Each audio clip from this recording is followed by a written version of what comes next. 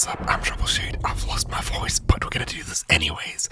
So, keeping an eye out on the blue gate, head across to my interactive map link down below, and on the left you should find keeping an eye out right over here. Opening it up takes us to the south side of the map where this highway is over here. I'd recommend bringing a zip line with you so you can shoot up to it and get everything done quickly. Otherwise, you can climb up here, run across, and then drop down right over here. That's gonna be real weird, but let's do it. This spawn couldn't have been better, so let's head across to the highway collapse over there, as I completely forgot a zipline. What a goober, I'll have to do it this way, over here. So, right at the foot of this one over here, we'll need to climb up, and at the very top, you can head across to that far side, and right over here, you'll find a zipline which we can interact with to give us a quicker way back up here if you happen to miss. So that's where it goes to.